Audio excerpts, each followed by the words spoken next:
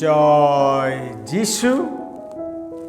प्रभु जीशु कृष्ण कटारे मोर अति प्रिय भाई और भौणी माने समस्त केमती अच्छी भलरे रहतु।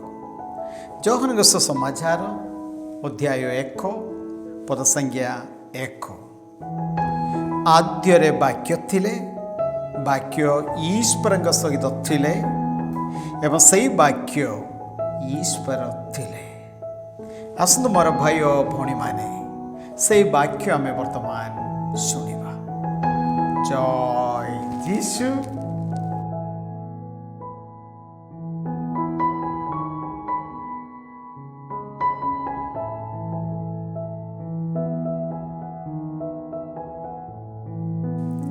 संख्या पुस्तक अध्याय 7 नेता मानकर उपहार अर्पण। मोसे शिविर संस्थापन कला परे ताहा तार उपकरण समूह बलिपीठ और तार अन्यान्य उपकरण समूह को लेपन करी पूत पवित्र कले। सेही दिन इस्राएल कुलपति माने गोष्ठीर मुख्य व्यक्तिवृंद तथा जनगणना करिथिबा नेता माने चांदा नहीं आसी प्रभुंक सन्निधान रे अर्पण कले। 2 जन नेतांक पाई गोटिए शकट तथा जणे नेतांक पाई एक बलद लेखाए आच्छादनी विशिष्ट 6 गोटी शकट और 12टी बलद नहीं आसी से माने शिविर सम्मुखरे अर्पण कले। से समय रे प्रभु मोसेसंकु कहिले, समागम शिविरर अनन्या कर्मावली पाई उपयोग करिबा सकाशे से समस्त प्रभु सेमानंक ठारू ग्रहण करी लेवीय मानंकु निज निजर कर्तव्य पालनार्थे प्रदान कर। सुतरां मोसेस शकट तथा बलद समूह को स्वीकार करी लेवीय मानंकु प्रदान कले। निज कर्मावली अनुसारे गेर्शनर पुत्र मानंकु से 2टी शकट तथा 4टी बलद प्रदान कले। याजक आरोनक पुत्र इथामार नेतृत्व रे अवस्थित मेरारीर पुत्र मानंकु सेमानंक कर्मावली मुताबक 4टी शकट तथा 8टी बलद से दान कले। किंतु कोहातर पुत्र मानंकु से किछि ही दान कले नाही, कारण पवित्र वस्तु गुड़िकर दायित्व सेमानंक उपरे न्यस्त थिला ओ से समस्त को स्कंध उपरे बहन करिबा उचित थिला। बलिपीठ अभिषिक्त हेबा दिनरे तार प्रतिष्ठा पाई आवश्यक नैवेद्य उपहार को नेतृवृंद ता सम्मुख को घेनी आसिले। तहु प्रभु मोसेसंकु कहिले, जणे नेता गोटिए दिवस प्रति बलिपीठर प्रतिष्ठा पाए उद्दिष्ट चांदा उत्सर्ग करू। जुदा गोष्ठीज आमिनादाबर पुत्र नाहासन प्रथम दिवस रे निज चांदा अर्पण कला। से सबु हेला पवित्रालय रे व्यवहृत सेखेल परिमाणानुक्रमे 130 सेकेल ओजन विशिष्ट गोटिए रौप्य थाली और 70 सेकेल ओजन विशिष्ट एक रौप्य गामला। उभयटी शस्य बढी पाई उद्दिष्ट तैल मिश्रित सूक्ष्म मैदारे पूर्ण थिला। सुगंधी द्रव्य भरा 10 सेकेल ओजन विशिष्ट एक सुवर्ण कलश। होम बलि पाई उद्दिष्ट गोटिए गवत्स, गोटिए पुंग मेष तथा 1 वर्ष वयस्क गोटिए मेष शाबक। पाप परिहार बलि पाई उद्दिष्ट गोटिए पुंग छाग और शांति बलि पाई उद्दिष्ट 2टी बलद, 5टी पुंग मेष तथा पुंग छाग और 1 वर्ष वयस्क 5टी मेष शाबक। ଆମିନାଦାବର ପୁତ୍ର ନାହାସଣର ଚାନ୍ଦା ଏହା ଥିଲା। ଇସାକାର ଗୋଷ୍ଠୀର ନେତା ସୁଆରର ପୁତ୍ର ନେଥାନେଲ ଦ୍ୱିତୀୟ ଦିବସରେ ଚାନ୍ଦା ଅର୍ପଣ କଲା। ତାର ଉପହାର ହେଲା ପବିତ୍ରାଳୟରେ ବ୍ୟବହୃତ ସେକେଲ ପରିମାଣାନୁକ୍ରମେ 130 ସେକେଲ ଓଜନ ବିଶିଷ୍ଟ ଗୋଟିଏ ରୌପ୍ୟ ଥାଳି ଓ 70 ସେକେଲ ଓଜନ ବିଶିଷ୍ଟ ଏକ ରୌପ୍ୟ ଗାମଲା। ଉଭୟଟି ଶସ୍ୟ ବଳି ପାଇଁ ଉଦ୍ଦିଷ୍ଟ ତୈଳ ମିଶ୍ରିତ ସୂକ୍ଷ୍ମ ମଇଦାରେ ପୂର୍ଣ୍ଣ ଥିଲା। ସୁଗନ୍ଧି ଦ୍ରବ୍ୟ ଭରା 10 ସେକେଲ ଓଜନ ବିଶିଷ୍ଟ ଏକ ସୁବର୍ଣ୍ଣ କଳସ, ହୋମ ବଳି ପାଇଁ ଉଦ୍ଦିଷ୍ଟ ଏକ ଗବତ୍ସ, ଗୋଟିଏ ପୁଙ୍ଗ ମେଷ ତଥା 1 ବର୍ଷ ବୟସ୍କ ଗୋଟିଏ ମେଷ ଶାବକ, ପାପ ପରିହାର ବଳି ପାଇଁ ଉଦ୍ଦିଷ୍ଟ ଗୋଟିଏ ପୁଙ୍ଗ ଛାଗ ଓ ଶାନ୍ତି ବଳି ପାଇଁ ଉଦ୍ଦିଷ୍ଟ 2ଟି ବଳଦ, 5ଟି ପୁଙ୍ଗ ମେଷ ତଥା ପୁଙ୍ଗ ଛାଗ ଓ 1 ବର୍ଷ ବୟସ୍କ 5ଟି ମେଷ ଶାବକ। ସୁଆରର ପୁତ୍ର ନେଥାନେଲର ଚାନ୍ଦା ଏହା ଥିଲା। ସେବୁଲୁନ ଗୋଷ୍ଠୀର ନେତା ତଥା ହେଲୋନର ପୁତ୍ର ଏଲିଆବ ତୃତୀୟ ଦିବସରେ ଚାନ୍ଦା ଅର୍ପଣ କଲା। ତାର ଚାନ୍ଦା ହେଲା ପବିତ୍ରାଳୟରେ ବ୍ୟବହୃତ ସେକେଲ ପରିମାଣାନୁସାରେ 130 ସେକେଲ ଓଜନ ବିଶିଷ୍ଟ ଏକ ରୌପ୍ୟ ଥାଳି ଓ 70 ସେକେଲ ଓଜନ ବିଶିଷ୍ଟ ଏକ ରୌପ୍ୟ ଗାମଲା। ଉଭୟଟି ଶସ୍ୟ ବଳି ପାଇଁ ଉଦ୍ଦିଷ୍ଟ ତୈଳ ମିଶ୍ରିତ ସୂକ୍ଷ୍ମ ମଇଦାରେ ପୂର୍ଣ୍ଣ ଥିଲା। ସୁଗନ୍ଧି ଦ୍ରବ୍ୟ ଭରା 10 ସେକେଲ ଓଜନ ବିଶିଷ୍ଟ ଏକ ସୁବର୍ଣ୍ଣ କଳସ, ହୋମ ବଳି ପାଇଁ ଉଦ୍ଦିଷ୍ଟ ଏକ ଗବତ୍ସ, ଗୋଟିଏ ପୁଙ୍ଗ ମେଷ ତଥା 1 ବର୍ଷ ବୟସ୍କ ଗୋଟିଏ ମେଷ ଶାବକ, ପାପ ପରିହାର ବଳି ପାଇଁ ଉଦ୍ଦିଷ୍ଟ ଗୋଟିଏ ପୁଙ୍ଗ ଛାଗ ଓ ଶାନ୍ତି ବଳି ପାଇଁ ଉଦ୍ଦିଷ୍ଟ 2ଟି ବଳଦ, 5ଟି ପୁଙ୍ଗ ମେଷ ତଥା ପୁଙ୍ଗ ଛାଗ ଓ 1 ବର୍ଷ ବୟସ୍କ 5ଟି ମେଷ ଶାବକ। ହେଲୋନର ପୁତ୍ର ଏଲିଆବର ଚାନ୍ଦା ଏହା ଥିଲା। ରେଉବେନ ଗୋଷ୍ଠୀର ନେତା ତଥା ସେଦେଉରର ପୁତ୍ର ଏଲିସୁର ଚତୁର୍ଥ ଦିବସରେ ଚାନ୍ଦା ଅର୍ପଣ କଲା। ତାର ଉପହାର ହେଲା ପବିତ୍ରାଳୟରେ ବ୍ୟବହୃତ ସେକେଲ ପରିମାଣାନୁକ୍ରମେ 130 ସେକେଲ ଓଜନ ବିଶିଷ୍ଟ ଏକ ରୌପ୍ୟ ଥାଳି ଓ 70 ସେକେଲ ଓଜନ ବିଶିଷ୍ଟ ଏକ ରୌପ୍ୟ ଗାମଲା। ଉଭୟଟି ଶସ୍ୟ ବଳି ପାଇଁ ଉଦ୍ଦିଷ୍ଟ ତୈଳ ମିଶ୍ରିତ ସୂକ୍ଷ୍ମ ମଇଦାରେ ପୂର୍ଣ୍ଣ ଥିଲା। ସୁଗନ୍ଧି ଦ୍ରବ୍ୟ ଭରା 10 ସେକେଲ ଓଜନ ବିଶିଷ୍ଟ ଏକ ସୁବର୍ଣ୍ଣ କଳସ, ହୋମ ବଳି ପାଇଁ ଉଦ୍ଦିଷ୍ଟ ଏକ ଗବତ୍ସ, 1 ପୁଙ୍ଗ ମେଷ ଓ 1 ବର୍ଷ ବିଶିଷ୍ଟ ଗୋଟିଏ ମେଷ ଶାବକ, ପାପ ପରିହାର ବଳି ପାଇଁ ଉଦ୍ଦିଷ୍ଟ ଏକ ପୁଙ୍ଗ ଛାଗ, ଶାନ୍ତି ବଳି ପାଇଁ ଉଦ୍ଦିଷ୍ଟ 2ଟି ବଳଦ, 5ଟି ପୁଙ୍ଗ ମେଷ ତଥା ପୁଙ୍ଗ ଛାଗ ଓ 1 ବର୍ଷ ବୟସ୍କ 5ଟି ମେଷ ଶାବକ। ସେଦେଉର ପୁତ୍ର ଏଲିସୁର ଚାନ୍ଦା ଏହା ଥିଲା। ସିମେୟନ ଗୋଷ୍ଠୀର ନେତା ତଥା ସୁରିସାଦାଇର ପୁତ୍ର ସେଲୁମିଏଲ 5ମ ଦିବସରେ ଚାନ୍ଦା ଅର୍ପଣ କଲା।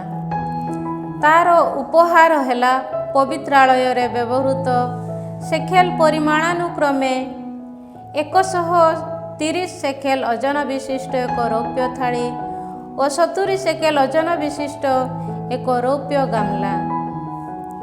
ଉଭୟଟି ଶସ୍ୟ ବଳି ପାଇଁ ଉଦ୍ଦିଷ୍ଟ ତୈଳ ମିଶ୍ରିତ ସୂକ୍ଷ୍ମ ମଇଦାରେ ପୂର୍ଣ୍ଣ ଥିଲା। ସୁଗନ୍ଧି ଦ୍ରବ୍ୟ ଭରା 10 ସେକେଲ ଓଜନ ବିଶିଷ୍ଟ ଏକ ସୁବର୍ଣ୍ଣ କଳସ, ହୋମ ବଳି ପାଇଁ ଉଦ୍ଦିଷ୍ଟ ଗୋଟିଏ ଗବତ୍ସ, 1 ପୁଙ୍ଗ ମେଷ ତଥା 1 ବର୍ଷ ବୟସ୍କ ଗୋଟିଏ ମେଷ ଶାବକ, ପାପ ପରିହାର ବଳି ପାଇଁ ଉଦ୍ଦିଷ୍ଟ ଏକ ପୁଙ୍ଗ ଛାଗ ଅଶାନ୍ତି ବଳି ପାଇଁ ଉଦ୍ଦିଷ୍ଟ 2ଟି ବଳଦ, 5ଟି ପୁଙ୍ଗ ମେଷ ତଥା ପୁଙ୍ଗ ଛାଗ ଓ 1 ବର୍ଷ ବୟସ୍କ 5ଟି ମେଷ ଶାବକ। ସୁରିସାଦାଇର ପୁତ୍ର ସେଲୁମିଏଲର ଚାନ୍ଦା ଏହା ଥିଲା। ଗାଦ ଗୋଷ୍ଠୀର ନେତା ତଥା ରେବେଲର ପୁତ୍ର ଏଲିଆସାପ ଷଷ୍ଠ ଦିବସରେ ଚାନ୍ଦା ଅର୍ପଣ କଲା। ତାର ଉପହାର ହେଲା ପବିତ୍ରାଳୟରେ ବ୍ୟବହୃତ ସେକେଲ ପରିମାଣାନୁକ୍ରମେ 130 ସେକେଲ ଓଜନ ବିଶିଷ୍ଟ ଏକ ରୌପ୍ୟ ଥାଳି ଓ 70 ସେକେଲ ଓଜନ ବିଶିଷ୍ଟ ଏକ ରୌପ୍ୟ ଗାମଲା। ଉଭୟେ ଶସ୍ୟ ବଳି ପାଇଁ ଉଦ୍ଦିଷ୍ଟ ତୈଳ ମିଶ୍ରିତ ସୂକ୍ଷ୍ମ ମଇଦାରେ ପୂର୍ଣ୍ଣ ଥିଲା। ସୁଗନ୍ଧି ଦ୍ରବ୍ୟ ଭରା 10 ସେକେଲ ଓଜନ ବିଶିଷ୍ଟ ଏକ ସୁବର୍ଣ୍ଣ କଳସ। ହୋମ ବଳି ପାଇଁ ଉଦ୍ଦିଷ୍ଟ ଏକ ଗୋବତ୍ସ, ଏକ ପୁଙ୍ଗ ମେଷ ଓ 1 ବର୍ଷ ବୟସ୍କ ଏକ ମେଷ ଶାବକ। ପାପ ପରିହାର ବଳି ପାଇଁ ଉଦ୍ଦିଷ୍ଟ ଏକ ପୁଙ୍ଗ ଛାଗ ଓ ଶାନ୍ତି ବଳି ପାଇଁ ଉଦ୍ଦିଷ୍ଟ 2ଟି ବଳଦ, 5ଟି ପୁଙ୍ଗ ମେଷ ତଥା ପୁଙ୍ଗ ଛାଗ ଓ 1 ବର୍ଷ ବୟସ୍କ 5ଟି ମେଷ ଶାବକ। ରେବେଲର ପୁତ୍ର ଏଲିଆସାଫର ଚାନ୍ଦା ଏହା ଥିଲା। ଏଫ୍ରାଇମ ଗୋଷ୍ଠୀର ନେତା ତଥା ଅମିହୁଦର ପୁତ୍ର ଏଲିସାମା ସପ୍ତମ ଦିବସରେ ଚାନ୍ଦା ଅର୍ପଣ କଲା। ତାର ଉପହାର ହେଲା ପବିତ୍ରାଳୟରେ ବ୍ୟବହୃତ ସେକେଲ ପରିମାଣାନୁକ୍ରମେ 130 ସେକେଲ ଓଜନ ବିଶିଷ୍ଟ ଏକ ରୌପ୍ୟ ଥାଳି ଓ 70 ସେକେଲ ଓଜନ ବିଶିଷ୍ଟ ଏକ ରୌପ୍ୟ ଗାମଲା। ଉଭୟଟି ଶସ୍ୟ ବଳି ପାଇଁ ଉଦ୍ଦିଷ୍ଟ ତୈଳ ମିଶ୍ରିତ ସୂକ୍ଷ୍ମ ମଇଦାରେ ପୂର୍ଣ୍ଣ ଥିଲା। ସୁଗନ୍ଧି ଦ୍ରବ୍ୟ ଭରା 10 ସେକେଲ ଓଜନ ବିଶିଷ୍ଟ ଏକ ସୁବର୍ଣ୍ଣ କଳସ। ହୋମ ବଳି ପାଇଁ ଉଦ୍ଦିଷ୍ଟ ଏକ ଗୋବତ୍ସ, ଏକ ପୁଙ୍ଗ ମେଷ ଓ 1 ବର୍ଷ ବୟସ୍କ ଗୋଟିଏ ମେଷ ଶାବକ। ପାପ ପରିହାର ବଳି ପାଇଁ ଉଦ୍ଦିଷ୍ଟ ଏକ ପୁଙ୍ଗ ଛାଗ ଓ ଶାନ୍ତି ବଳି ପାଇଁ ଉଦ୍ଦିଷ୍ଟ 2ଟି ବଳଦ, 5ଟି ପୁଙ୍ଗ ମେଷ ତଥା ପୁଙ୍ଗ ଛାଗ ଓ 1 ବର୍ଷ ବୟସ୍କ 5ଟି ମେଷ ଶାବକ। ଆମିହୁଦର ପୁତ୍ର ଏଲିସାମାର ଚାନ୍ଦା ଏହା ଥିଲା। ମାନାସେ ଗୋଷ୍ଠୀର ନେତା ତଥା ପେଦାହସୁରର ପୁତ୍ର ଗାମାଲିଏଲ ଅଷ୍ଟମ ଦିବସରେ ଚାନ୍ଦା ଅର୍ପଣ କଲା। ତାର ଉପହାର ହେଲା ପବିତ୍ରାଳୟରେ ବ୍ୟବହୃତ ସେକେଲ ପରିମାଣାନୁକ୍ରମେ 130 ସେକେଲ ଓଜନ ବିଶିଷ୍ଟ ଏକ ରୌପ୍ୟ ଥାଳି ଓ 70 ସେକେଲ ଓଜନ ବିଶିଷ୍ଟ ଏକ ରୌପ୍ୟ ଗାମଲା। ଉଭୟଟି ଶସ୍ୟ ବଳି ପାଇଁ ଉଦ୍ଦିଷ୍ଟ ତୈଳ ମିଶ୍ରିତ ସୂକ୍ଷ୍ମ ମଇଦାରେ ପୂର୍ଣ୍ଣ ଥିଲା। ସୁଗନ୍ଧି ଦ୍ରବ୍ୟ ଭରା 10 ସେକେଲ ଓଜନ ବିଶିଷ୍ଟ ଏକ ସୁବର୍ଣ୍ଣ କଳସ। ହୋମ ବଳି ପାଇଁ ଉଦ୍ଦିଷ୍ଟ ଗୋଟିଏ ଗୋବତ୍ସ, ଏକ ପୁଙ୍ଗ ମେଷ ତଥା 1 ବର୍ଷ ବୟସ୍କ ଗୋଟିଏ ମେଷ ଶାବକ। ପାପ ପରିହାର ବଳି ପାଇଁ ଉଦ୍ଦିଷ୍ଟ ଏକ ପୁଙ୍ଗ ଛାଗ। ଶାନ୍ତି ବଳି ପାଇଁ ଉଦ୍ଦିଷ୍ଟ 2ଟି ବଳଦ, 5ଟି ପୁଙ୍ଗ ମେଷ ତଥା ପୁଙ୍ଗ ଛାଗ ଓ 1 ବର୍ଷ ବୟସ୍କ 5ଟି ମେଷ ଶାବକ। ପେଦାହସୁରର ପୁତ୍ର ଗାମାଲିଏଲର ଚାନ୍ଦା ଏହା ଥିଲା। ବେଞ୍ଜାମିନ ଗୋଷ୍ଠୀର ନେତା ତଥା ଗିଦେୟନର ପୁତ୍ର ଆବିଦାନ ନବମ ଦିବସରେ ଚାନ୍ଦା ଅର୍ପଣ କଲା। ତାଙ୍କର ଉପହାର ହେଲା ପବିତ୍ରାଳୟରେ ବ୍ୟବହୃତ ସେକେଲ ପରିମାଣାନୁକ୍ରମେ 130 ସେକେଲ ଓଜନ ବିଶିଷ୍ଟ ଏକ ରୌପ୍ୟ ଥାଳି ଓ 70 ସେକେଲ ଓଜନ ବିଶିଷ୍ଟ ଏକ ରୌପ୍ୟ ଗାମଲା। ଉଭୟଟି ଶସ୍ୟ ବଳି ପାଇଁ ଉଦ୍ଦିଷ୍ଟ ତୈଳ ମିଶ୍ରିତ ସୂକ୍ଷ୍ମ ମଇଦାରେ ପୂର୍ଣ୍ଣ ଥିଲା। ସୁଗନ୍ଧି ଦ୍ରବ୍ୟ ଭରା 10 ସେକେଲ ଓଜନ ବିଶିଷ୍ଟ ଏକ ସୁବର୍ଣ୍ଣ କଳସ। ହୋମ ବଳି ପାଇଁ ଉଦ୍ଦିଷ୍ଟ ଏକ ଗୋବତ୍ସ ଗୋଟିଏ ପୁଂ ମେଷ ଓ 1 ବର୍ଷ ବୟସ୍କ ଗୋଟିଏ ମେଷ ଶାବକ। ପାପ ପରିହାର ବଳି ପାଇଁ ଉଦ୍ଦିଷ୍ଟ ଏକ ପୁଂ ଛାଗ ଓ ଶାନ୍ତି ବଳି ପାଇଁ ଉଦ୍ଦିଷ୍ଟ 2ଟି ବଳଦ, 5ଟି ପୁଂ ମେଷ ତଥା ପୁଂ ଛାଗ ଓ 1 ବର୍ଷ ବୟସ୍କ 5ଟି ମେଷ ଶାବକ।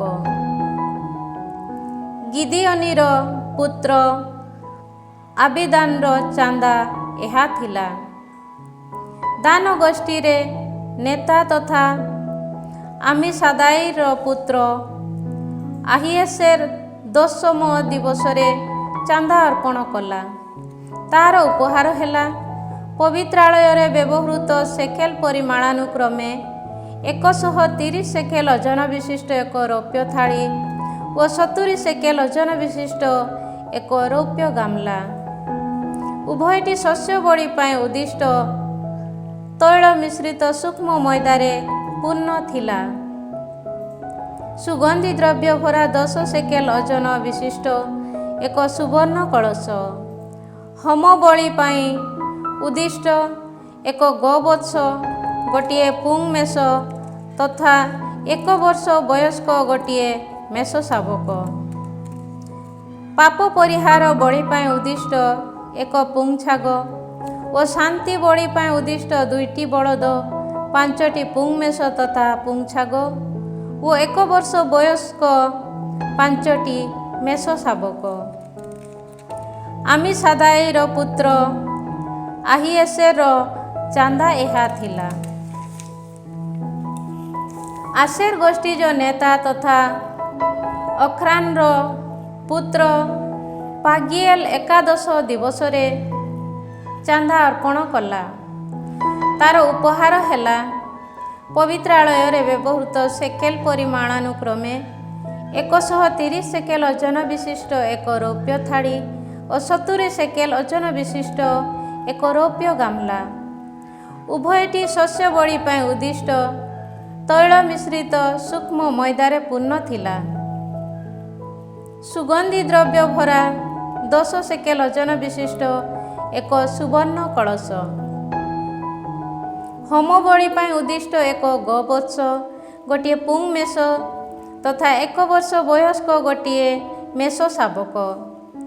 ପାପ ପରିହାର ବଳି ପାଇଁ ଉଦ୍ଦିଷ୍ଟ ଏକ ପୁଂ ଛାଗ ଓ ଶାନ୍ତି ବଳି ପାଇଁ ଉଦ୍ଦିଷ୍ଟ 2ଟି ବଳଦ, 5ଟି ପୁଂ ମେଷ ତଥା ପୁଂ ଛାଗ ଓ 1 ବର୍ଷ ବୟସ୍କ 5ଟି ମେଷ ଶାବକ। ଅଖ୍ରାନର ପୁତ୍ର ପାଗିଏଲର ଚାନ୍ଦା ଏହା ଥିଲା। ନାପଥାଲି ଗୋଷ୍ଠୀର ନେତା ତଥା ଏନାନର ପୁତ୍ର আহিରା 12 ଦିବସରେ ଚାନ୍ଦା ଅର୍ପଣ କଲା। ତାର ଉପହାର ହେଲା ପବିତ୍ରାଳୟରେ ବ୍ୟବହୃତ ସେକେଲ ପରିମାଣାନୁକ୍ରମେ 130 ସେକେଲ ଓଜନ ବିଶିଷ୍ଟ ଏକ ରୌପ୍ୟ ଥାଳି ଓ 70 ସେକେଲ ଓଜନ ବିଶିଷ୍ଟ ଏକ ରୌପ୍ୟ ଗାମଲା। ଉଭୟଟି ଶସ୍ୟ ବଳି ପାଇଁ ଉଦ୍ଦିଷ୍ଟ ତୈଳ ମିଶ୍ରିତ ସୂକ୍ଷ୍ମ ମଇଦାରେ ପୂର୍ଣ୍ଣ ଥିଲା। ସୁଗନ୍ଧି ଦ୍ରବ୍ୟ ଭରା 10 ସେକେଲ ଓଜନ ବିଶିଷ୍ଟ ଏକ ସୁବର୍ଣ୍ଣ କଳସ। ହୋମ ବଳି ପାଇଁ ଉଦ୍ଦିଷ୍ଟ ଏକ ଗୋବତ୍ସ ଗୋଟିଏ ପୁଂ ମେଷ ତଥା 1 ବର୍ଷ ବୟସ୍କ ଗୋଟିଏ ମେଷ ଶାବକ। ପାପ ପରିହାର ବଳି ପାଇଁ ଉଦ୍ଦିଷ୍ଟ ଏକ ପୁଂ ଛାଗ ଓ ଶାନ୍ତି ବଳି ପାଇଁ ଉଦ୍ଦିଷ୍ଟ 2ଟି ବଳଦ, 5ଟି ପୁଂ ମେଷ ତଥା ପୁଂ ଛାଗ ଓ 1 ବର୍ଷ ବୟସ୍କ 5ଟି ମେଷ ଶାବକ। ଏନାନର ପୁତ୍ର আহিରାର ଚାନ୍ଦା ଏହା ଥିଲା। ବଳିପୀଠ ଅଭିଷିକ୍ତ ହେବା ଦିବସରେ ତାର ପ୍ରତିଷ୍ଠା ସକାଶେ ଇସ୍ରାଏଲୀୟ ନେତାମାନଙ୍କ ଦ୍ୱାରା ଅର୍ପିତ ଚାନ୍ଦା ଏହା ଥିଲା। 12 ଗୋଟି ରୌପ୍ୟ ଥାଳି, 12 ଗୋଟି ରୌପ୍ୟ ଗାମଲା, 12 ଗୋଟି ସୁବର୍ଣ୍ଣ କଳସ, ପ୍ରତ୍ୟେକ ରୌପ୍ୟ ଥାଳି 130 ସେକେଲ ଓ ପ୍ରତ୍ୟେକ ରୌପ୍ୟ ଗାମଲା 70 ସେକେଲ ଲେଖାଏଁ ଓଜନ ବିଶିଷ୍ଟ ଥିଲା। ଏହିପରି ସମଗ୍ର ରୌପ୍ୟ ପାତ୍ରଟି ପବିତ୍ରାଳୟରେ ବ୍ୟବହୃତ ସେକେଲ ପରିମାଣାନୁକ୍ରମେ ସର୍ବମୋଟ 2400 ସେକେଲ ଓଜନ ହେଲା। ସୁଗନ୍ଧି ଦ୍ରବ୍ୟ ପୂର୍ଣ୍ଣ 12ଟି ସୁବର୍ଣ୍ଣ କଳସ ମଧ୍ୟରୁ ପ୍ରତ୍ୟେକଟି ପବିତ୍ରାଳୟରେ ବ୍ୟବହୃତ ସେକେଲ ପରିମାଣାନୁକ୍ରମେ 10 ସେକେଲ ଲେଖାଏଁ ଓଜନ ବିଶିଷ୍ଟ ଥିଲା। ସୁବର୍ଣ୍ଣ କଳସ ଗୁଡ଼ିକ ଏହିପରି ସର୍ବମୋଟ 120 ସେକେଲ ଓଜନ ବିଶିଷ୍ଟ ଥିଲା। ଶସ୍ୟ ବଳି ସମେତ ହୋମ ବଳି ପାଇଁ ଉଦ୍ଦିଷ୍ଟ ପଶୁ ସମୂହ ସର୍ବମୋଟ 12 ଗୋଟି ଗୋବତ୍ସ, 12 ଗୋଟି ପୁଂମେଷ ତଥା 12 ଗୋଟି 1 ବର୍ଷ ବୟସ୍କ ମେଷ ଶାବକ। ପାପ ପରିହାର ବଳି ପାଇଁ ଉଦ୍ଦିଷ୍ଟ ପଶୁ ସମୂହ 12 ଗୋଟି ପୁଂଛାଗ ଥିଲେ। ଶାନ୍ତି ବଳି ପାଇଁ ଉଦ୍ଦିଷ୍ଟ ପଶୁ ସମୂହ 24 ବଳଦ, 60 ପୁଂମେଷ, 60 ପୁଂଛାଗ ଓ 60 ପୁଂମେଷ ଶାବକ ଥିଲେ। ବଳିପୀଠ ଅଭିଷିକ୍ତ ହେଲା ପରେ ତାର ପ୍ରତିଷ୍ଠା ପାଇଁ ଉତ୍ସର୍ଗିତ ଚାନ୍ଦା ଏହା ଥିଲା। ଏହାପରେ ପ୍ରଭୁଙ୍କ ସହ ବାକ୍ୟାଳାପ କରିବା ପାଇଁ ସମାଗମ ଶିବିରରେ ପ୍ରବେଶ କରିବା ବେଳେ ସାକ୍ଷ୍ୟ ସିନ୍ଦୁକର ଉର୍ଦ୍ଧ୍ୱଭାଗ ସ୍ଥିତ ସେହି 2ଟି କେରୁବଙ୍କ ମଧ୍ୟବର୍ତ୍ତୀ କୃପାସନରୁ ନିଜ ସହ ବାର୍ତ୍ତାଳାପ କରୁଥିବା ଏକ ସ୍ୱର ମୋଶେ ଶୁଣିବାକୁ ପାଇଲେ। ତାହା ତାଙ୍କ ସହ କଥାବାର୍ତ୍ତା କଲା।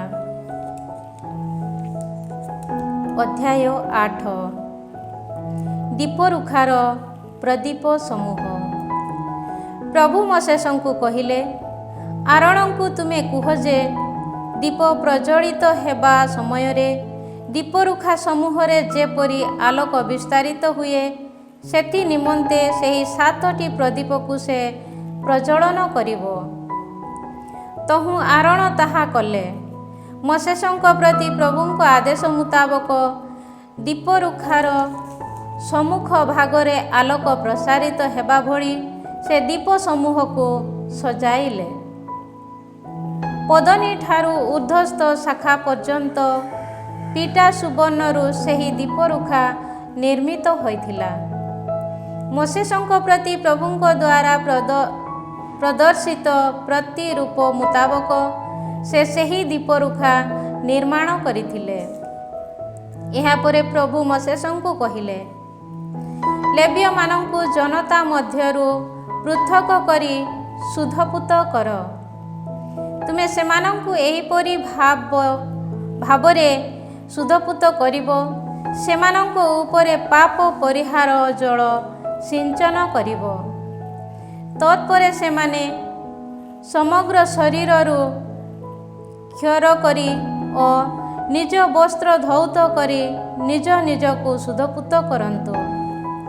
ଏହାପରେ ଏକ ଗୋବତ୍ସ ଓ ଶସ୍ୟ ବଳି ପାଇଁ ତୈଳ ମିଶ୍ରିତ ସୂକ୍ଷ୍ମ ମଇଦା ସେମାନେ ନେଇ ଆସିବେ। ପାପ ପରିହାର ବଳି ଉତ୍ସର୍ଗ କରିବା ପାଇଁ ଅନ୍ୟ ଗୋଟିଏ ଗୋବତ୍ସ ମଧ୍ୟ ତୁମେମାନେ ଘେନି ଆସିବ। ଲେବୀୟମାନଙ୍କୁ ସମାଗମ ଶିବିର ସମ୍ମୁଖରେ ଉପସ୍ଥାନ କରିବ ଓ ସମସ୍ତ ଇସ୍ରାଏଲ ଜନମଣ୍ଡଳୀକୁ ଏକତ୍ରିତ କରିବ। ଲେବୀୟମାନଙ୍କୁ ପ୍ରଭୁଙ୍କ ସନ୍ନିଧାନରେ ଉପସ୍ଥାପନ କରିବା ସମୟରେ ଇସ୍ରାଏଲ ଜନତା ସେମାନଙ୍କ ମସ୍ତକ ଉପରେ ହସ୍ତାର୍ପଣ କରିବେ। ଇସ୍ରାଏଲୀୟ ଜନତା ପକ୍ଷରୁ ଦଳନ ବଳି ସଦୃଶ ପ୍ରଭୁଙ୍କ ଉଦ୍ଦେଶ୍ୟରେ ସେବା କାର୍ଯ୍ୟ କରିବା ପାଇଁ ଆରୋନ ଲେବୀୟମାନଙ୍କୁ ପ୍ରଭୁଙ୍କ ଉଦ୍ଦେଶ୍ୟରେ ଅର୍ପଣ କରିବ। ଏହାପରେ ଲେବୀୟମାନେ ସେହି ଗୋବତ୍ସ ଦୟରେ ମସ୍ତକ ଉପରେ ହସ୍ତାର୍ପଣ କରିବେ। ସେମାନଙ୍କ ପାପ ପରିହାର ଉଦ୍ଦେଶ୍ୟାର୍ଥେ ଗୋଟିଏ ଗୋବତ୍ସକୁ ପାପ ପରିହାର ବଳି ଓ ଅନ୍ୟଟିକୁ ହୋମ ବଳି ରୂପେ ଉତ୍ସର୍ଗ କରିବେ। ଆରୋନ ଓ ତାର ପୁତ୍ରମାନଙ୍କ ସହାୟକ ହେବା ପାଇଁ ତୁମେ ଲେବୀୟମାନଙ୍କୁ ନିଯୁକ୍ତି ଦେବ ଓ ସେମାନଙ୍କୁ ପ୍ରଭୁଙ୍କ ଉଦ୍ଦେଶ୍ୟରେ ଦଳନ ବଳି ତୁଲ୍ୟ ଅର୍ପଣ କରିବ। ଏହିପରି ଇସ୍ରାଏଲୀୟ ଜନତା ମଧ୍ୟରୁ ତୁମେ ଲେବୀୟମାନଙ୍କୁ ପୃଥକ କରିବ। ସେମାନେ ମୋର ନିଜସ୍ୱ ହେବେ। ସୁଧପୂତ ତଥା ଦଳନ ବଳି ତୁଲ୍ୟ ଦଳାୟିତ ହେଲା ପରେ ଲେବୀୟମାନେ ସମାଗମ ଶିବିରର ସେବା କାର୍ଯ୍ୟ ପାଇଁ ସେଥିରେ ପ୍ରବେଶ କରିବେ। ଇସ୍ରାଏଲୀୟ ଜନତା ମଧ୍ୟରୁ ମନୋନୀତ ସେମାନେ ସମ୍ପୂର୍ଣ୍ଣ ଭାବେ ମୋ ପାଇଁ ଉତ୍ସର୍ଗୀକୃତ ଅଟନ୍ତି। ଇସ୍ରାଏଲୀୟର ପ୍ରଥମ ଜାତ ଗର୍ଭଫଳ ପରିବର୍ତ୍ତେ ମୁଁ ସେମାନଙ୍କୁ ମୋ ସକାଶେ ମନୋନୀତ କରିଅଛି। ଇସ୍ରାଏଲୀୟ ମଧ୍ୟରୁ ମନୁଷ୍ୟ ତଥା ପଶୁବର୍ଗଜ ସମସ୍ତ ପ୍ରଥମଜାତ ସନ୍ତାନ ମୋ ନିମନ୍ତେ ଉତ୍ସର୍ଗୀକୃତ। ଇଜିପ୍ଟର ଆଦ୍ୟଜାତ ସନ୍ତାନମାନଙ୍କୁ ସଂହାର କରିବା କାଳରେ ମୁଁ ସେମାନଙ୍କୁ ମୋ ପ୍ରତି ଉତ୍ସର୍ଗପୂର୍ବକ ପୃଥକ କରିଅଛି। ଇସ୍ରାଏଲର ପ୍ରଥମଜାତ ସନ୍ତାନମାନ ପରିବର୍ତ୍ତେ ମୁଁ ସେମାନଙ୍କୁ ମନୋନୀତ କରିଅଛି। ଇସ୍ରାଏଲୀୟ ଜନତାର ସେବା କାର୍ଯ୍ୟ କରିବା ପାଇଁ ସେମାନଙ୍କ ନିମନ୍ତେ ପାପ ପରିହାର କ୍ରିୟା ସମ୍ପାଦନ କରିବା ପାଇଁ ଓ ଜନତା ଯଦି ପବିତ୍ର ଶିବିରର ନିକଟବର୍ତ୍ତୀ ହୁଅନ୍ତି ତେବେ ସେମାନଙ୍କ ପ୍ରତି ମହାମାରୀ ନ ଘଟିବା ପାଇଁ ସେମାନଙ୍କ ମଧ୍ୟରୁ ଲେବୀୟମାନଙ୍କୁ ମନୋନୀତ କରି ମୁଁ ସେମାନଙ୍କୁ ଏକ ପୂଜ୍ୟଦାନ ସଦୃଶ ଆରୋନ ଓ ତାର ପୁତ୍ରମାନଙ୍କୁ ଅର୍ପଣ କରିଅଛି। ମୋଶେସ୍ ଆରୋନ ଓ ଇସ୍ରାଏଲୀୟ ସମସ୍ତ ଜନମଣ୍ଡଳୀ ଲେବୀୟମାନଙ୍କ ଉଦ୍ଦେଶ୍ୟରେ ଏ ସମସ୍ତ କାର୍ଯ୍ୟ ସାଧନ କଲେ। ମୋଶେସଙ୍କ ପ୍ରତି ପ୍ରଭୁଙ୍କ ଆଦେଶ ଅନୁଯାୟୀ ଇସ୍ରାଏଲୀୟ ଜନତା ଲେବୀୟମାନଙ୍କ ସମ୍ପର୍କୀୟ ସମସ୍ତ କାର୍ଯ୍ୟ ସମ୍ପାଦନ କଲେ। ଲେବୀୟମାନେ ନିଜ ନିଜକୁ ପାପ ପଙ୍କରୁ ଶୁଦ୍ଧପୂତ କଲେ ଓ ନିଜ ବସ୍ତ୍ର ଧୌତ କଲେ। ତତ୍ପରେ ଆରୋନ ସେମାନଙ୍କୁ ଦଳନ ବଳି ତୁଲ୍ୟ ପ୍ରଭୁଙ୍କ ଉଦ୍ଦେଶ୍ୟରେ ଅର୍ପଣ କଲେ। ସେମାନଙ୍କ ଶୁଦ୍ଧୀକରଣାର୍ଥେ ଆରୋନ ପାପ ପରିହାର ବଳି ମଧ୍ୟ ଉତ୍ସର୍ଗ କଲେ। ଏହାପରେ ସମାଗମ ଶିବିର ସେବା କାର୍ଯ୍ୟ ସକାଶେ ଓ ତାଙ୍କ ପୁତ୍ରମାନଙ୍କ ସହାୟକ ରୂପେ ସେମାନେ ତା ଭିତରେ ପ୍ରବେଶ କଲେ। ମୋଶେସଙ୍କ ପ୍ରତି ପ୍ରଭୁ ପ୍ରଦତ୍ତ ସମସ୍ତ ନିର୍ଦ୍ଦେଶକୁ ସେମାନେ ଲେବୀୟମାନଙ୍କ ଉଦ୍ଦେଶ୍ୟରେ କାର୍ଯ୍ୟରେ ପରିଣତ କଲେ। ପ୍ରଭୁ ପୁନଶ୍ଚ ମୋଶେସଙ୍କୁ କହିଲେ, ଲେବୀୟମାନଙ୍କ ସମ୍ବନ୍ଧୀୟ ନିୟମ ସଂହିତା ଏହା। ସେମାନଙ୍କ ମଧ୍ୟରୁ 25 ବର୍ଷ ତଥା ତତୋଧିକ ବର୍ଷ ବୟସ୍କ ସମସ୍ତେ ସମାଗମ ଶିବିରର ସେବାକର୍ମ ପାଇଁ ପ୍ରବେଶ କରିବ।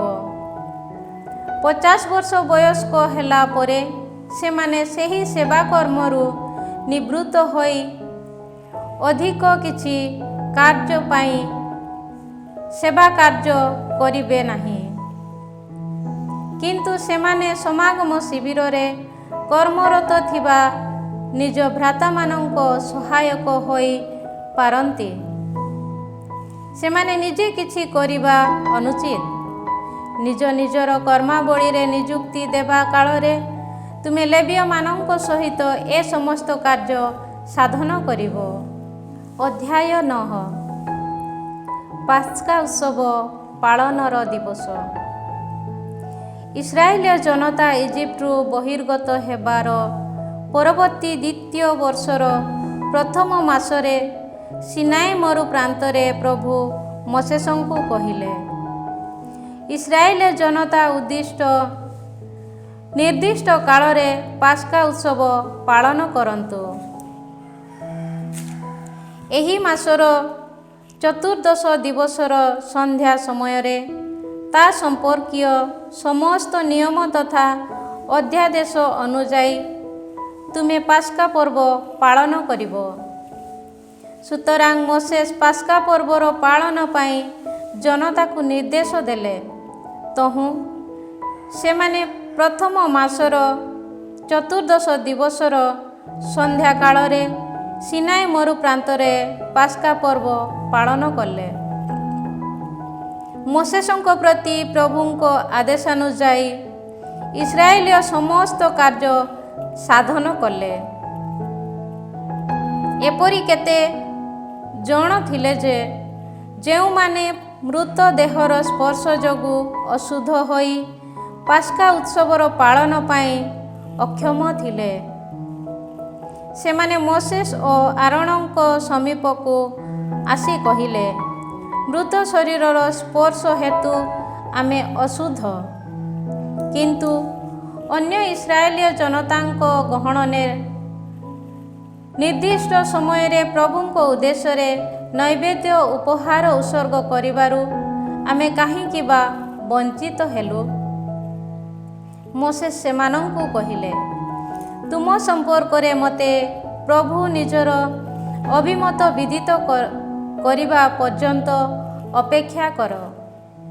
ତତ୍ପରେ ପ୍ରଭୁ ମୋସେସଙ୍କୁ କହିଲେ, ଇସ୍ରାଏଲ ଜନତାକୁ କୁହ, ତୁମ ମଧ୍ୟରୁ କେହି କିମ୍ବା ତୁମର ବଂଶଧରମାନେ ମୃତ ଶରୀର ସ୍ପର୍ଶ ଯୋଗୁଁ ଯଦି ଅଶୁଦ୍ଧ ହୁଏ ଅଥବା ସୁଦୂରକୁ ଯାତ୍ରା କରୁଥାଏ, ତଥାପି ସେ ପ୍ରଭୁଙ୍କ ଉଦ୍ଦେଶ୍ୟରେ ପାସ୍କା ପର୍ବ ପାଳନ କରିବ। ଦ୍ୱିତୀୟ ମାସର ଚତୁର୍ଦ୍ଦଶ ଦିବସର ସାୟଂକାଳରେ ସେମାନେ ତାହା ପାଳନ କରିବେ। ତାଡ଼ି ରହିତ ରୁଟି ତଥା ପିତା ଶାଗ ସହିତ ସେମାନେ ତାହା ଭକ୍ଷଣ କରିବେ। ସେଥିରୁ କିଛି ହିଁ ଅଂଶ ସେମାନେ ପ୍ରଭାତ ପର୍ଯ୍ୟନ୍ତ ରଖିବେ ନାହିଁ କିମ୍ବା ପଶୁଟିର ଅସ୍ଥିକୁ ଭଗ୍ନ କରିବେ ନାହିଁ। ପାସ୍କା ସମ୍ବନ୍ଧୀୟ ନିୟମ ଅନୁଯାୟୀ ସେମାନେ ତାହା ପାଳନ କରିବେ।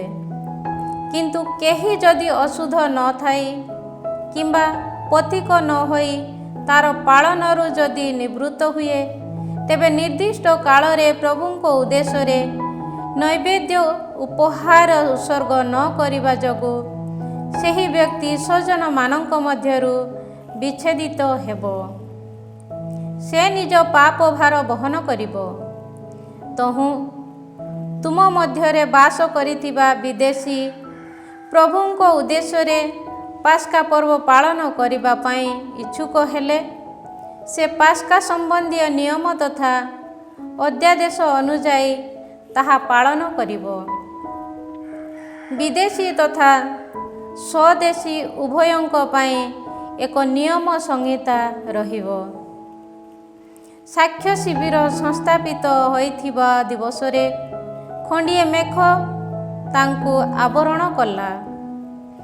ଅଗ୍ନି ସଦୃଶ ଜଳିତ ହୋଇ ତାହା ସାୟଂକାଳ ଠାରୁ ପ୍ରାତଃକାଳ ପର୍ଯ୍ୟନ୍ତ ଶିବିର ଊର୍ଦ୍ଧ୍ୱରେ ଦୃଶ୍ୟମାନ ହେଲା।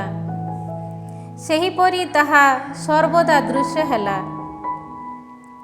ଦିବାକାଳରେ ଶିବିରକୁ ଆବରଣ କରିଥିବା ମେଘ ଓ ରାତ୍ରି କାଳରେ ଜ୍ୱଳନ୍ତ ଅଗ୍ନି ସଦୃଶ ତାହା ଦେଖାଗଲା। ମେଘଟି ଶିବିରର ଉପରୁ ଊର୍ଦ୍ଧ୍ୱାରୋହିତ ହେବା ସମୟରେ ଇସ୍ରାଏଲୀୟ ଜନତା ଯାତ୍ରାରମ୍ଭ କରୁଥିଲେ ଓ ସେହି ମେଘଟି ଯେଉଁଠି ସ୍ଥିର ହେଉଥିଲା ସେହିଠାରେ ସେମାନେ ଛାଉଣି ପକାଉଥିଲେ। ପ୍ରଭୁଙ୍କ ଆଦେଶ ମୁତାବକ ଜନତା ଯାତ୍ରାରମ୍ଭ କରୁଥିଲେ ଓ ତାହାଙ୍କ ଆଦେଶ ଅନୁସାରେ ସେମାନେ ଛାଉଣି ପକାଉଥିଲେ। ମେଘଟି ଯେ ପର୍ଯ୍ୟନ୍ତ ଶିବିର ଊର୍ଦ୍ଧ୍ୱରେ ସ୍ଥିର ହୋଇ ରହୁଥିଲା ସେ ପର୍ଯ୍ୟନ୍ତ ସେମାନେ ଛାଉଣି ମଧ୍ୟରେ ଅବସ୍ଥାନ କରୁଥିଲେ। ମେଘଟି ବହୁଦିନ ବ୍ୟାପୀ ଶିବିରର ଊର୍ଦ୍ଧ୍ୱରେ ଅଟଳ ରହିଥିଲେ ମଧ୍ୟ ଇସ୍ରାଏଲ ପ୍ରଭୁଙ୍କ ଆଦେଶର ଅନୁଗତ ହୋଇ ଯାତ୍ରାରମ୍ଭ କରି ନଥିଲେ। କେତେବାର ସ୍ୱଳ୍ପ ଦିନ ମାତ୍ର ଶିବିରର ଊର୍ଦ୍ଧ୍ୱରେ ତାହା ନିଶ୍ଚଳ ରହୁଥିଲା। ସେ ସମୟରେ ସୁଦ୍ଧା ସେମାନେ ପ୍ରଭୁଙ୍କ ଆଜ୍ଞାର ଅନୁଗତ ହୋଇ ଛାଉଣି ମଧ୍ୟରେ ଅବସ୍ଥାନ କଲେ। ତତ୍ପରେ ପ୍ରଭୁଙ୍କ ଶାସନ ମୁତାବକ ସେମାନେ ଯାତ୍ରା କରୁଥିଲେ। ପୁଣି କେତେବାର ମେଘଟି କେବଳ ସାୟଂକାଳ ଠାରୁ ପ୍ରାତଃକାଳ ପର୍ଯ୍ୟନ୍ତ ନିଶ୍ଚଳ ରହୁଥିଲା। ପ୍ରତ୍ୟୁଷରେ ମେଘଟି ଊର୍ଦ୍ଧ୍ୱାରୋହିତ ହେଲା ପରେ ସେମାନେ ପୁନରାୟ ଯାତ୍ରାରମ୍ଭ କରୁଥିଲେ, କିମ୍ବା ଅହୋରାତ୍ର ମେଘଟି ନିଶ୍ଚଳ ରହିଲେ ତାହା କେବଳ ଊର୍ଦ୍ଧ୍ୱରୋହିତ ହେବା ପରେ ସେମାନେ ଯାତ୍ରା କରୁଥିଲେ। ମେଘଟି 2 ଦିନ, ଗୋଟିଏ ମାସ କିମ୍ବା ତତୋଧିକ ସମୟ ଶିବିରର ଊର୍ଦ୍ଧ୍ୱରେ ନିଶ୍ଚଳ ରହିଲେ ସୁଦ୍ଧା ଇସ୍ରାଏଲ ଜନତା ସେ ସମସ୍ତ ସମୟ ଧରି ଯାତ୍ରା ନ କରି ଛାଉଣି ଭିତରେ ଅବସ୍ଥାନ କରୁଥିଲେ। କିନ୍ତୁ ତାହା ଊର୍ଦ୍ଧ୍ୱାରୋହିତ ହେବା ପରେ ସେମାନେ ପୁନରାୟ ଯାତ୍ରା କଲେ।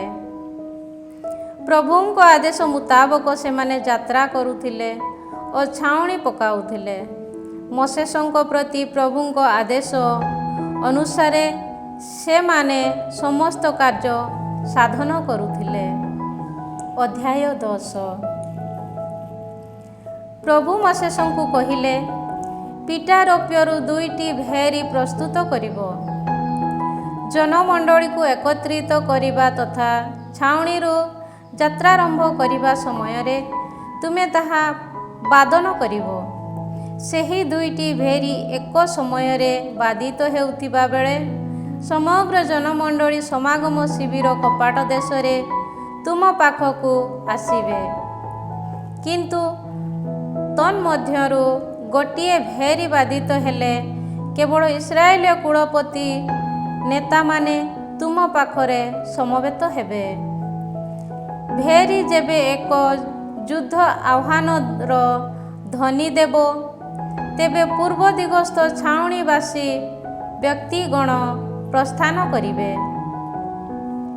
ଭେରୀ ଯେବେ ଯୁଦ୍ଧ ଆହ୍ୱାନର ଧ୍ୱନି ଦ୍ୱିତୀୟବାର ଦେବ, ତେବେ ଦକ୍ଷିଣ ଦିଗସ୍ଥ ଛାଉଣିବାସୀ ବ୍ୟକ୍ତିଗଣ ପ୍ରସ୍ଥାନ କରିବେ। ଯାତ୍ରାରମ୍ଭ ପୂର୍ବରୁ ସର୍ବଦା ଏପରି ଏକ ଯୁଦ୍ଧ ଆହ୍ୱାନର ଧ୍ୱନି ଧ୍ୱନିତ ହେବ। କିନ୍ତୁ ଜନମଣ୍ଡଳୀ ଏକତ୍ରିତ ହେବା ପାଇଁ ଭେରୀ ବଜାଇବା ସମୟରେ ଯୁଦ୍ଧ ଆହ୍ୱାନର ଧ୍ୱନି ଧ୍ୱନିତ ହୋଇପାରିବ ନାହିଁ। ଆରୋନର ପୁତ୍ର ଯାଜକମାନେ ଭେରୀ ବାଦନ କରିବେ। ଏହା ତୁମ ଉଦ୍ଦେଶ୍ୟରେ ସମଗ୍ର ବଂଶାନୁକ୍ରମେ ଏକ ଶାଶ୍ୱତ ନିୟମ ଅଟେ। ତୁମ ଦେଶରେ ତୁମ ଉପଦ୍ରବକାରୀ ଶତ୍ରୁମାନଙ୍କ ବିରୁଦ୍ଧରେ ତୁମେ ଯେତେବେଳେ ଯୁଦ୍ଧାରମ୍ଭ ପାଇଁ ପ୍ରସ୍ତୁତ ହେବ, ସେତେବେଳେ ପ୍ରଭୁ ତୁମ ଈଶ୍ୱର ଯେପରି ତୁମମାନଙ୍କୁ ସ୍ମରଣ କରନ୍ତି ଓ ଶତ୍ରୁ ହସ୍ତରୁ ତୁମେ ଯେପରି ରକ୍ଷା ପାଅ, ତନ୍ନିମନ୍ତେ ଭେରୀ ଯୁଦ୍ଧ ଆହ୍ୱାନର ଧ୍ୱନି ଦେବ। ତୁମ ଆନନ୍ଦର ଦିନ, ନିର୍ଦ୍ଦିଷ୍ଟ ଉତ୍ସବ ଦିନସମୂହ, ସମ୍ମିଳନୀ ଦିନ ଓ ହୋମବଳି ତଥା ଶାନ୍ତି ବଳି ସମୂହର ଉତ୍ସର୍ଗ ସମୟରେ ଭେରୀ ବାଦିତ ହେବ। ସେ ସମୟରେ ତୁମ ଈଶ୍ୱର ତୁମମାନଙ୍କୁ ସ୍ମରଣ କରିବେ।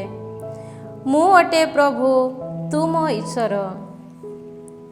ଦ୍ୱିତୀୟ ବର୍ଷର ଦ୍ୱିତୀୟ ମାସର 20ତମ ଦିବସରେ ସାକ୍ଷ୍ୟ ଶିବିରର ଊର୍ଦ୍ଧ୍ୱରୁ ମେଘଟି ଊର୍ଦ୍ଧ୍ୱରୋହିତ ହେଲା। ସେ ସମୟରେ ଇସ୍ରାଏଲୀୟ ଜନତା ଦଳ ଦଳ ହୋଇ ସିନାଇ ମରୁ ପ୍ରାନ୍ତରରୁ ପ୍ରସ୍ଥାନ କଲେ। ମେଘଟି ପାରାନ ମରୁ ପ୍ରାନ୍ତରକୁ ଯାଇ ନିଶ୍ଚଳ ହୋଇ ରହିଲା। ମୋଶେସଙ୍କ ମାଧ୍ୟମରେ ପ୍ରଦତ୍ତ ଆଦେଶ ମୁତାବକ ସେମାନେ ପ୍ରଥମ ଥର ପାଇଁ ଯାତ୍ରାରମ୍ଭ କଲେ। ଜୁଦା ଗୋଷ୍ଠୀ ଦଳରେ ବିଭକ୍ତ ହୋଇ ନିଜ ପତାକା ଅଧୀନରେ ପ୍ରଥମତଃ ଯାତ୍ରା କଲେ। ଆମିନାଦାବର ପୁତ୍ର ନାହାଶନ ସେହି ବାହିନୀର ନେତୃତ୍ୱ ନେଲା। ସୁଆରର ପୁତ୍ର ନେଥାନେଲ ଇସାକାର ଗୋଷ୍ଠୀ ଓ ହେଲୋନର ପୁତ୍ର ଏଲିଆବ ସେବୁଲନ ଗୋଷ୍ଠୀର ନେତୃତ୍ୱ ନେଇ ଉଭୟ ଯଥାକ୍ରମେ ନିଜ ନିଜ ଗୋଷ୍ଠୀ ସମ୍ମୁଖରେ ପଦବ୍ରଜ କଲେ। ଶିବିର ଭଙ୍ଗା ହେବା ସମୟରେ ଗେର୍ଶନ ଓ ମେରାରୀଙ୍କ ସନ୍ତାନଗଣ ତାହା ବହନ କରି ଯାତ୍ରାରମ୍ଭ କଲେ। ଏହାପରେ ରେଉବେନ ଗୋଷ୍ଠୀ ଦଳରେ ବିଭକ୍ତ ହୋଇ ନିଜ ପତାକା ଅଧୀନରେ ଗମନ କଲେ। ସେବେଦୁଅର ପୁତ୍ର ଏଲିସୁର ସେମାନଙ୍କ ନେତା ଥିଲା। ସୁରିସାଦାଇର ପୁତ୍ର ସେଲୁମିଏଲ ସିମେୟନ ଗୋଷ୍ଠୀ ବାହିନୀର ନେତୃତ୍ୱ ନେଲା। ରେଉଏଲଙ୍କ ପୁତ୍ର ଏଲିଆସାପ ଗାଦ ଗୋଷ୍ଠୀ ବାହିନୀ ସମ୍ମୁଖରେ ନେତୃତ୍ୱ ନେଇ ପଦବ୍ରଜ କଲା।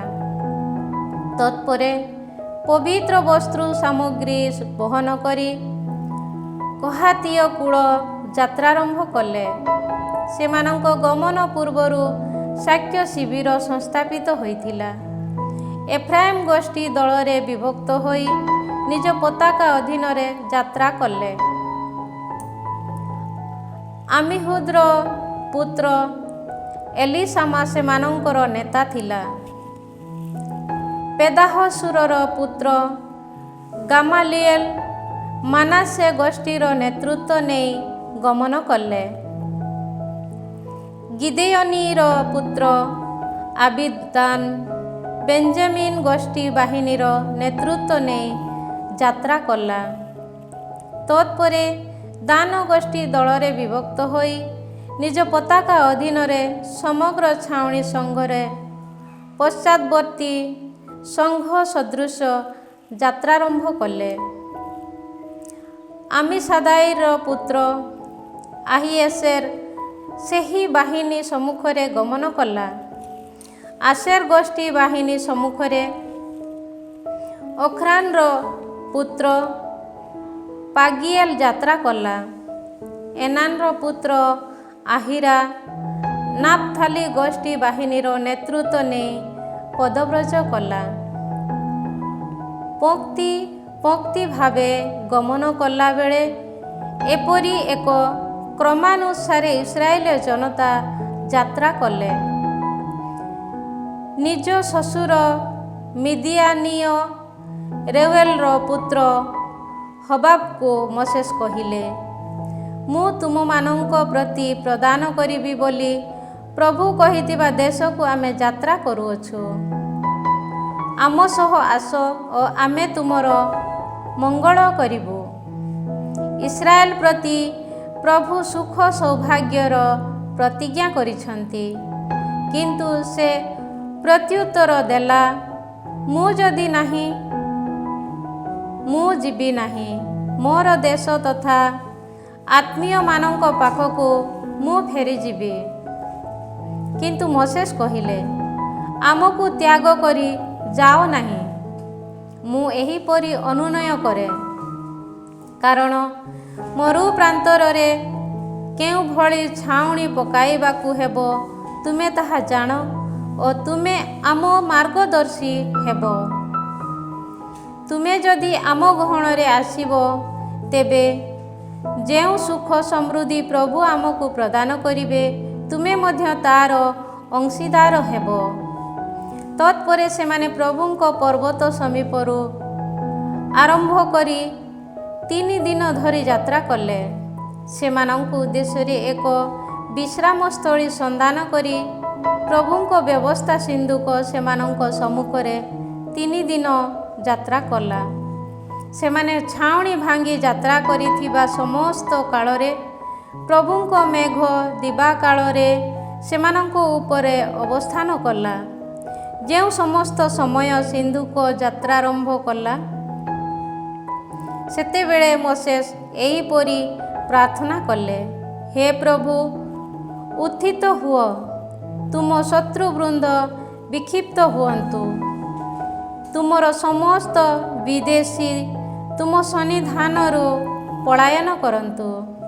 ପୁଣି ବିଶ୍ରାମସ୍ଥଳୀରେ ଆସି ପହଞ୍ଚିବା ସମୟରେ, ହେ ପ୍ରଭୁ, ଇସ୍ରାଏଲର ଆୟୁତ ସହସ୍ର ମଧ୍ୟରୁ ପ୍ରତ୍ୟାବର୍ତ୍ତନ କର।